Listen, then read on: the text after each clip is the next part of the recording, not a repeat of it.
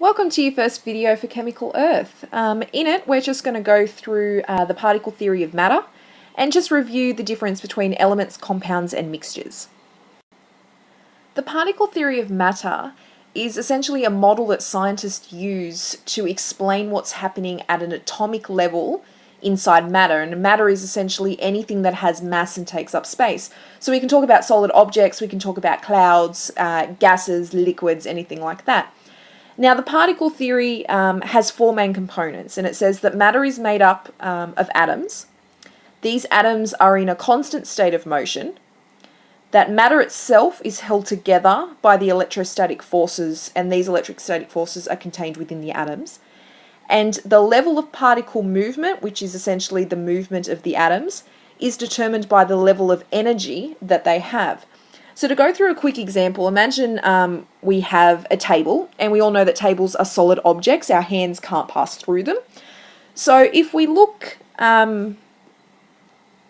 anatomically, I guess, at what a table would look like, we would see rows of atoms exceptionally close to each other, hence why our hands are unable to pass through them.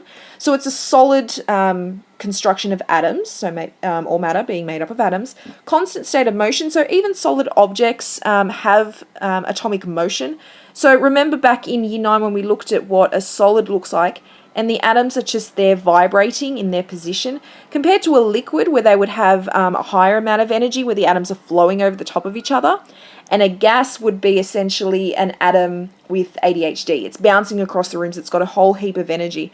So depending on what state an atom is in will depend on how much and what the level of energy is within that. So within a table, it's a solid. It has low energy. If we were looking at a cloud, which would be in a gaseous state, it would have a high level of energy.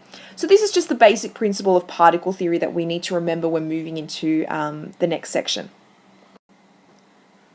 Elements consist of only one kind of atom, and they cannot be broken down into simpler forms, either chemically or physically. So essentially it's what we see on the periodic table. That is a visual representation of the elements available. Let's start with an example looking at our very first element, which is hydrogen. Hydrogen by itself, a little atom, is our element, but hydrogen doesn't like to exist by itself in nature. It actually likes to find a little buddy, which is usually another hydrogen atom, and it likes to bond to itself. We still call this an element. It is an element that is diatomic. So diatomic essentially meaning two atoms. Because they are the same, because they are two atoms of hydrogen, we still deem this to be an element. It's elemental hydrogen. If we were to look at helium, which is number 2, helium being a noble gas, likes to be on its own. It doesn't need a partner in life. So we call this monatomic. So mon meaning one, and then atom meaning atom.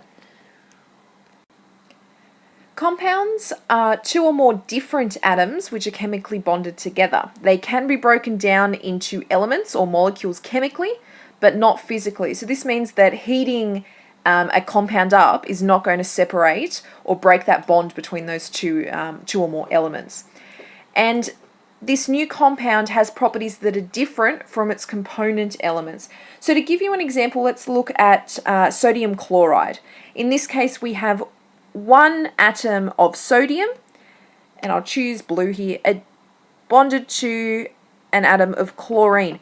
Now, sodium chloride cannot be broken apart physically. If I put some salt in a beaker and I heat it up, it's not going to create a diatomic molecule of sodium and then a diatomic molecule of chlorine.